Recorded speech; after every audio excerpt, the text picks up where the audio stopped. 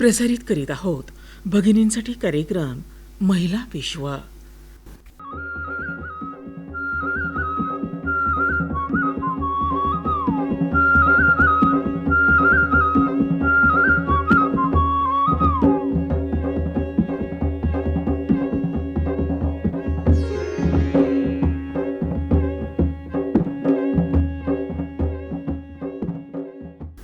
मैत्रिणींनो नमस्कार. महिला विश्व या कार्यक्रमात मी अपर्णा कुळवेलकर खोपटीकर आपलं सहर्ष स्वागत करते.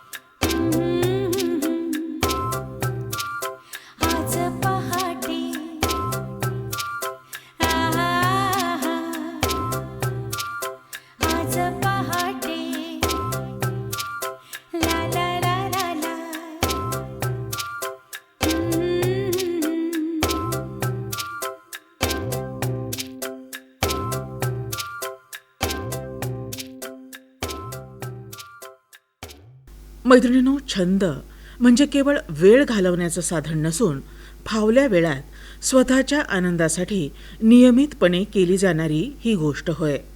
त्यामुळे मानवी जीवनात छंदाला अनन्यसाधारण असं महत्त्व आहे. सामान्यतः लोकांना गाणी ऐकणं, वाचन, चित्रकला, बागकाम असे छंद असतात. परंतु बीज संकलनासारखा छंद असणं म्हणजे विरळाच. मैत्रिणींनो, पर्यावरण संरक्षणासाठी बीज संकलन हा एक अत्यंत प्रभावी आणि कमी खर्चाचा मार्ग. त्यामुळं देशी झाडांचं संवर्धन होऊन जैवविविधता वाढण्यास मदत होते आणि दुर्मिळ होत चाललेल्या प्रजातींचं रक्षण आणि प्रसार होतो. मैत्रिणींनो, अशाच प्रकारे बीज संकलनातून पर्यावरण संवर्धनाचा छंद बाळगणाऱ्या एका मैत्रिणीला आज आपण भेटणार आहोत. चला तर मग ऐकूया बीज संकलनातून पर्यावरण संवर्धन याविषयी श्रुती अरुण ओझा यांची घेतलेली ही मुलाखत.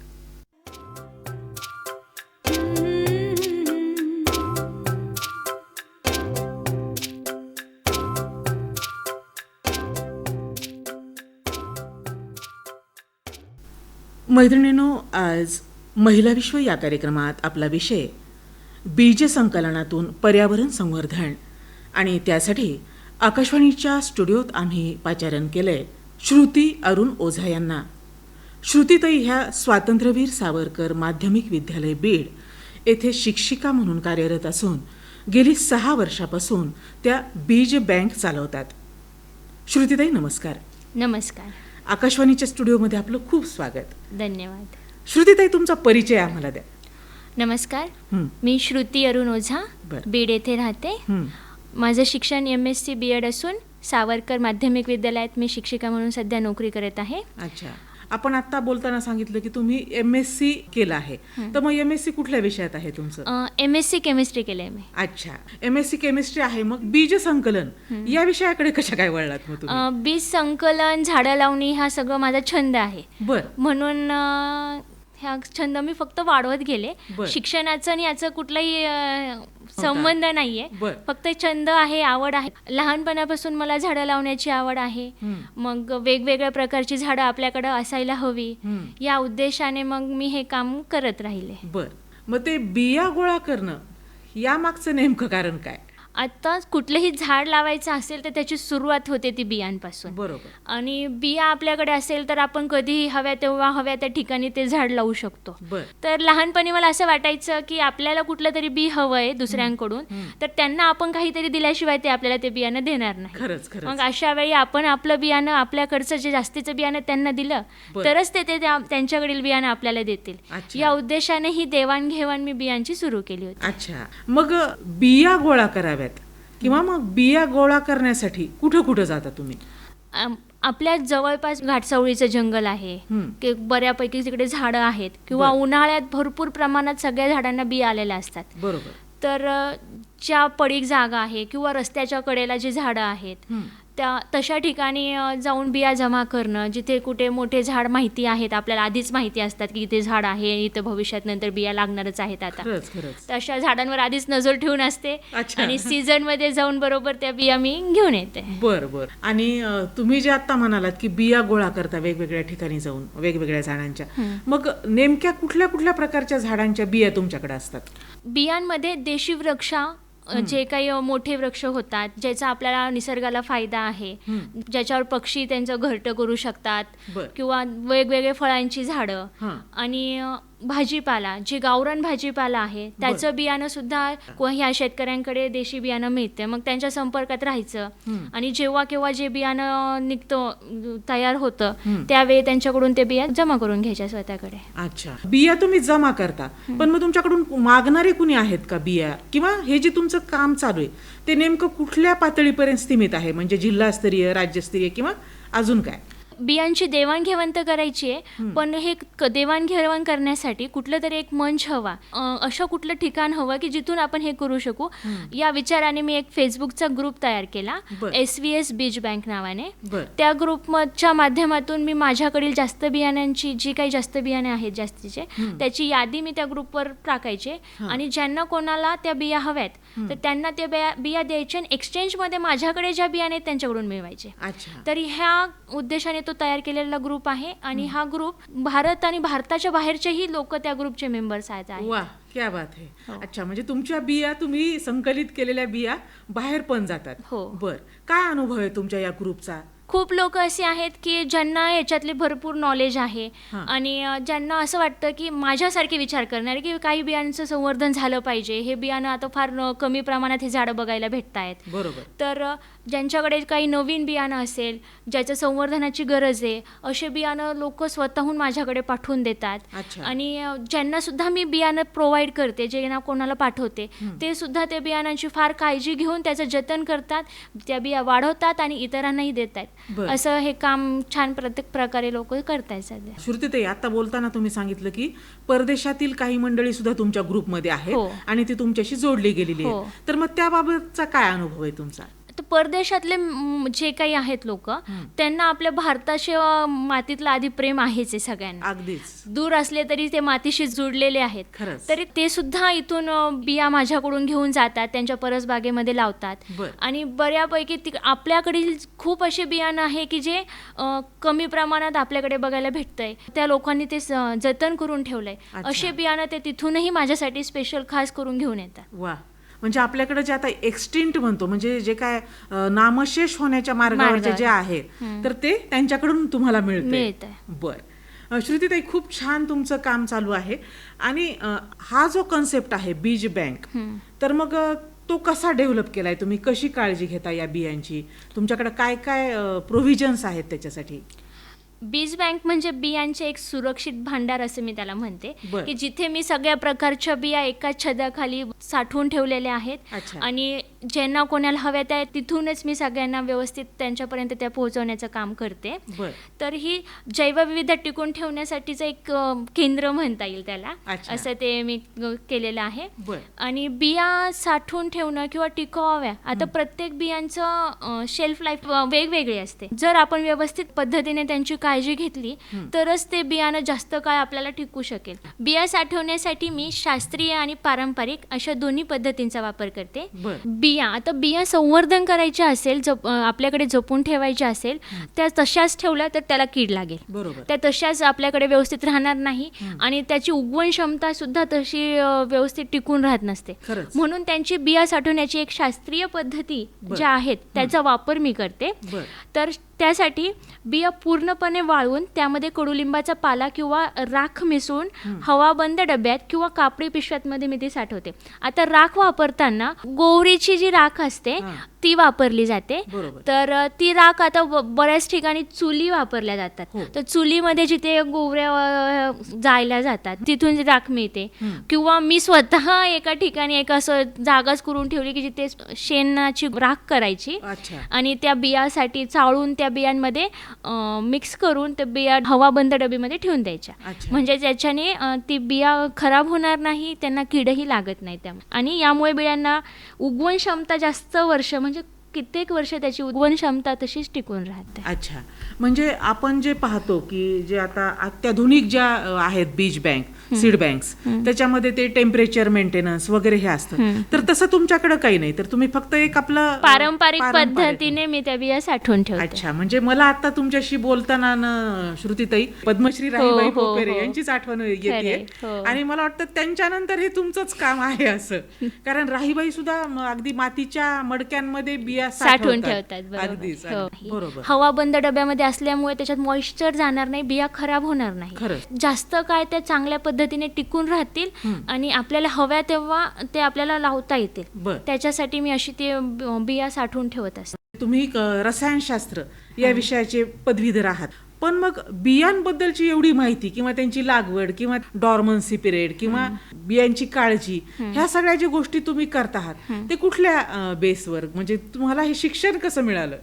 बऱ्यापैकी सगळं तर अनुभवातूनच मिळालेलं अच्छा. आहे. मग एखादं झाड लावलंय मी, एखादा कंद लावला, त्या कंदात 2-4 महिने छान उगवला, फुल आलं, नंतर ते कंद एकदम मातीतून गायबच झाल्यासारखं, मग त्याचं झाडच दिसत नाही, पान फुल दिसत नाही. बरं. मग हे कशामुळे झालं असेल? नंतर काही कालांतराने कळालं की तो कंद मातीतच आहे, बरं. फक्त त्याची पानं फुलं सगळे गळून गेलेत. अच्छा. आणि नंतर त्याचा जेव्हा सीझन असतो त्या कंदाचा, तो परत स्वतःहून उगून बाहेर येतो. अच्छा, म्हणजे डॉर्मन्सी पिरियडमध्येच होतं. डॉर्मन्सी पिरियडमध्येच ते होतं आणि हे अनुभवातून कळालं की हे असं होत असतं. अच्छा. आणि त्याच्यानंतर एक बियाणं होतं माझ्याकडे, म्हणजे मला एक काकडीच्या बिया फार आवडल्या होत्या. बरं. आता त्या काकडीच्या बिया महाराष्ट्रात म्हणजे मी कुठे सहसा बाजारात कुठे पाहिलेल्या नाही, किंवा त्याचा फोटो फक्त इंटरनेटवर पाहिला आणि सुरुवातीला तो फोटो मला खोटाच वाटला बरं. की अशी पण काकडी असेल का. अच्छा. पण जेव्हा मी माझ्या एक ओळखीचे काका आहेत, अमेरिकेत राहतात, बरं. झाडांशी रिलेटेड आहेत, त्यांची माझी झाडांच्या संदर्भातच ओळख झालेली. बरं. तर त्यांना मी त्याबद्दल विचारणा केली तर म्हणे हो, म्हणे आमच्या अमेरिकेत भारतीय बिया जतन करणारी एक कंपनी आहे. बरं. ती भारतीयाचे जे बियाणं आहे मूळचं, ती जतन करते आणि विकतेही. बरं बरं. तुला हवं असेल तर मी त्या बिया पाठवतो. बरं. आता बिया तर हव्याच होत्या, नवीन काहीतरी दिसतंय, जे नवीन आहे ते आपल्याला हवं. खरंच.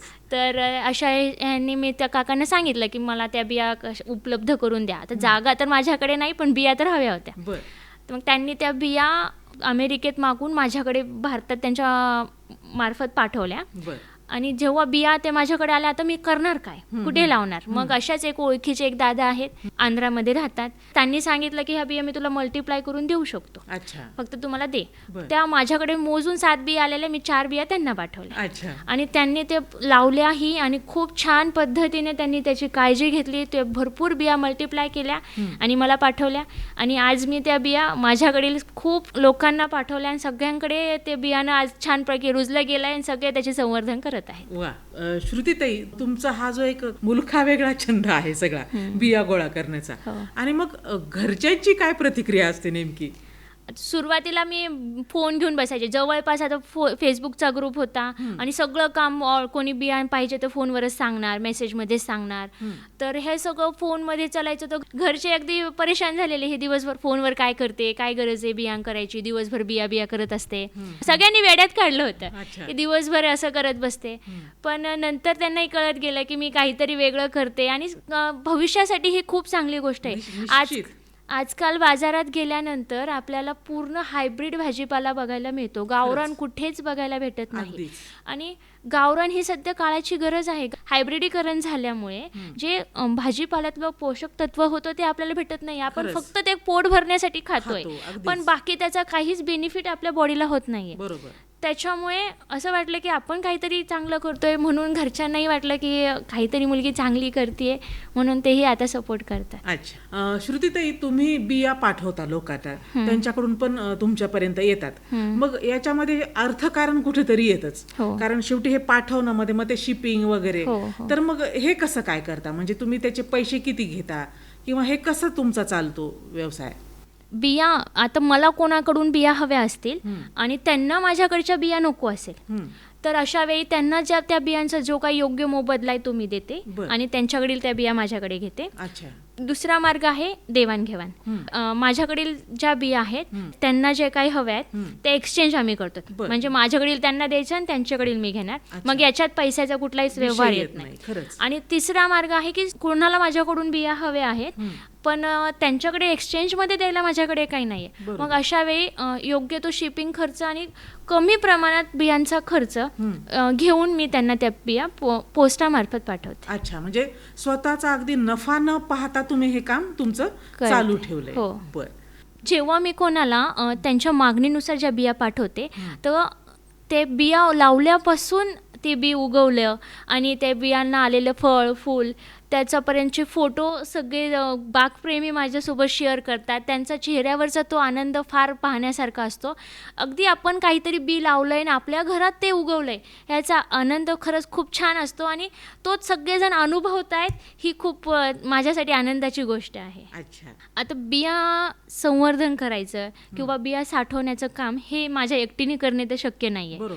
त्यामुळे अनेक शेतकरी जे सेंद्रिय शेती करतात, देशी बियाणं जपवतात असे शेतकरी, तसेच माझ्या घरचे, माझे आई वडील, त्याच्यानंतर माझ्या शाळेतले विद्यार्थी, घराजवळ राहणारी चिल्लर पार्टी, यांचं सगळ्यांचं खूप सहकार्य मला लाभतं.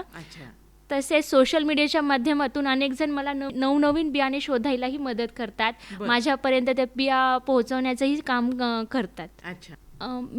बिया पाठवायच्या अगोदर मी त्या बियांची आधी एक टेस्ट घेते की त्या उगवतील की नाही. कारण की आपण इतक्या मेहनतीने ते समोरच्या व्यक्तीला पाठवणार, समोरचे जे लावणारे आहेत ते आधी उत्साही असतात आणि त्यांनी जर ते बियाणं लावलं आणि ते उगवलं नाहीत तर त्यांचा जो मूड ऑफ होतो तो होऊ नये. कारण की एखादी गोष्ट आपण खूप फार प्रयत्नाने केली आणि ती आली नाही तर आपण ते प्रयत्न करायचे सोडून देतो, तर त्या व्यक्तींनी ते झाडं लावायचे प्रयत्न सोडू नये. म्हणून मी त्याची बियांची एक टेस्ट घेते. टिश्यू पेपर ओला करायचा, ओला टिश्यू पेपरवर जे काही बियाणं आपल्याला पाठवायचंय ते बियाणं थोड्या थोड्या डिस्टन्सवर ठेवून द्यायचं, वरूनही तो ओला टिश्यू पेपर ठेवायचा. तर असं केल्याने 2-4 दिवस ते डबा कुठेही ठेवायचा, तसं घरात कुठल्याही ठिकाणी ठेवू शकता. 2-4 दिवसाने त्या बियांमध्ये कोंब आलेले दिसतात. जर कोंब आलेले दिसले तर ती बियांची उगवण क्षमता चांगली आहे, बिया उगवतील अशी आपल्याला खात्री आपल्याला कळून जाते की हा हे बिया उगवणार आहे, यांची काही काळजी करायची आवश्यकता नाहीये. आणि काही बियांना बुरशी आल्यासारखं थोडेसे होते साईडला, तर मग त्याच्यावरून कळतं की ह्याला कोंबही आलेले नाहीये आणि बुरशी आली आहे म्हणजे हे बियाणं उगवणार नाही. मग असं बियाणं मी कोणालाही पाठवत नाही. आणि जे बियाणं चांगलं आहे, आपल्याला त्याच्यातून ते कोंब आलेले दिसले, रिझल्ट चांगला दिसला, असे बियाणं मी पाठवते. म्हणून समोरच्या व्यक्तीलाही तो बियाणं त्यांच्याकडे खात्रीने येतं आणि त्यांचा तो उत्साह तसा कायम टिकून राहतो. वा, क्या बात आहे, खूप छान. मध्यंतरी तुमच्याबद्दल असं कळालं की लातूर कृषी विद्यापीठ आहे, तिथून तुम्हाला जिनोम सेव्हियर हा पुरस्कार मिळाला. शिवाय लातूरमधूनच वसुंधरा रत्न हा सुद्धा पुरस्कार मिळाला. आणि बुलढाणा जिल्ह्यातील जे सिंदखेड राजा नावाचं जे गाव आहे तिथं सुद्धा एका कार्यक्रमात तुम्हाला सन्मानित करण्यात आलं होतं. काय अनुभव होता तुमचा, काय वाटलं तुम्हाला? इतकं छान मी काम करते आहे आणि सगळ्यांना त्याची जाण आहे, समाजाला सुद्धा, की आपण काहीतरी वेगळं करतोय, चांगलं करतोय समाजासाठी. तर आपल्या कामाचं कौतुक होतंय, याबद्दल आनंद वाटला, छान वाटलं. श्रुतीताई, खूपच म्हणजे कौतुकास्पद असं काम तुमचं आहे. ही काळाची पण गरज आहे. तुम्ही एकीकडे शिक्षिका म्हणून पण कार्यरत आहात, तर मग ती कामाची वेळ तुमची आणि घर आणि हा तुमचा छंद, ह्याची सांगड कशी काय घालता? कोण कोण मदत करतं तुम्हाला? बियांची जेव्हा ऑर्डर येते, मागणी येते, आता त्यांना बिया जेव्हा द्यायच्या असतात त्यात सुरुवातीला मी सकाळी तर शाळा असते मला, बरोबर, शाळेतून येऊन घरी येते 12:30-1 वाजतात येण्यापर्यंत. तर मी बिया ज्यांना पाठवायचा आहे त्यांचा ॲड्रेस, पत्ता, शाळेत ऑफ पिरियडमध्ये बसल्या बसल्या तो पत्ता लिहून काढते. घरी आल्यानंतर त्यांची जी मागणीनुसार त्यांचे बॉक्स पॅकिंग वगैरे करून ठेवते. आणि बाकी माझे वडील बाकीची पॅकिंग ते करतात आणि पोस्टात नेऊन देण्याचं कामही ते करतात. तसेच गल्लीतली चिल्लर पार्टी, त्यांची तर फार जास्त मला या कामासाठी मदत होते. बियांचे पॅकेट्स पॅक करणं, सगळ्या बिया मोजून त्या पॅकेटमध्ये टाकणं, ठेवणं, यासाठी त्यांची फार मदत होते. म्हणजे ती सगळी लहान मुलं. हो, तर खूप आनंदाने ते मला या कामात सहकार्य करतात. अगदी कुठलं बी त्यांना कुठे पडलेलं भेटलं तरी माझ्यासाठी स्पेशल घेऊन येतात की हे घे बी, तुला कामाला येईल. अशा प्रकारे ते सर्वांची मला साथ लाभलेली आहे. आणि बिया गोळा करायच्या असतात तेव्हा उन्हाळ्याच्या सुट्टी असते, सगळी मुलं सुट्टीमुळे घरीच असतात. मग अशा वेळी सगळी मुलं चिल्लर पार्टी मी माझ्यासोबत येतात आवर्जून बिया गोळा करायला आणि सगळे मिळून आम्ही छान प्रकारे बिया गोळा करतो. घरी आल्या तर बिया धुण्यापासून प्रत्येक कामात ते माझी मदत करतात आणि त्यांनाही माझ्यामुळे त्या बिया गोळा करण्याचा छंद लागला. आणि ते सुद्धा आता कुठल्याही बिया जमा करून माझ्याकडे पिशवी भरून आणतात, हे बघा आम्ही हे बी आणलं, ते बी आणलं.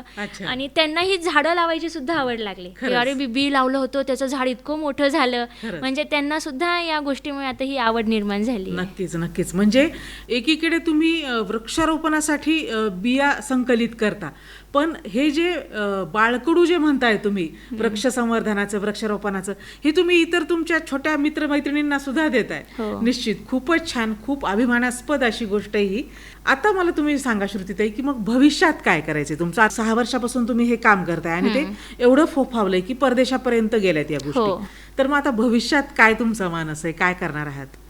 मला भविष्यात या बीज बँकेचे एका मोठ्या सीड हबमध्ये रूपांतर करायचे. अच्छा. म्हणजे एका छताखाली आजपर्यंत होऊन गेलेले जेवढे देशी बियाणं होते ते सगळे मला माझ्याकडे संवर्धन करायचे आहेत वेगवेगळ्या शेतकऱ्यांना किंवा बागप्रेमींना याचं बीज म्हणजे जुने बीज जे काही आहे ते संवर्धन करण्यासाठीचं प्रशिक्षण द्यायचं आहे. आणि देशी बियाणं सेंद्रिय शेती याबद्दलचं प्रशिक्षण सुद्धा मला त्यांना देण्याची फार इच्छा आहे. आणि परत आपलं देशी बियाणं आपल्या मातीमध्ये लागलं गेलं पाहिजे हे माझं स्वप्न आहे. वा, खूप छान, खूप सुंदर तुमचं स्वप्न आहे श्रुतीताई, आणि त्यासाठी आमच्या शुभेच्छा निश्चितच तुम्हाला आहेतच. पण आता जाता जाता मुलाखत जी तुमची ऐकतायत श्रोते, त्यांना काय संदेश द्याल? माझा सर्वांना एकच संदेश असेल की बीज हे सध्या जीवन आहे. खरंच आपण आपल्या घरी छोटी का होईना प्रत्येकाने किचन गार्डन केलं पाहिजे आणि त्यात देशी बियाणं लावून वाढवलं पाहिजे. बरोबर. हायब्रिड तर बाजारात भेटतं, खरंच. पण जे देशी बियाणं आहे जे आपण आपल्या हाताने लावलं ज्याच्यामध्ये केमिकल नाहीये असं केमिकल फ्री बियाणं सगळ्यांनी आपल्या घरी लावलं पाहिजे. तसा भाजीपाला खाल्ला पाहिजे. आणि येणाऱ्या काळामध्ये आपले आजार जे आहेत नक्कीच ह्याच्यात तर फरक पडणारच आहे, पण आपले जे आरोग्य आहे आजार जे आहे ते दूर ठेवले पाहिजे त्यांनी. येणाऱ्या पिढीला सुदृढ आयुष्य द्यायचं असेल तर सर्वांनी हे एवढं नक्की करायला पाहिजे. बियाणे वाचवणे म्हणजे आपला इतिहास आणि आपले आरोग्य वाचवणे आहे. येणाऱ्या पिढीला सुदृढ आयुष्य द्यायचं असेल तर आपल्याला पुन्हा आपल्या मुळांकडे म्हणजेच देशी बियांकडे वळावं लागेल. अगदीच. श्रुतीताई, बीज संकलनातून पर्यावरण संवर्धनाचं हे काम तुम्ही करत आहात. या कामाचं नक्कीच एका वटवृक्षात रूपांतर होईल अशी खात्री आम्हाला वाटते. आज आकाशवाणीच्या स्टुडिओत आपण आलात आणि आमच्याशी मनमोकळ्या गप्पा मारल्यात. मनपूर्वक आभार. खूप धन्यवाद. धन्यवाद.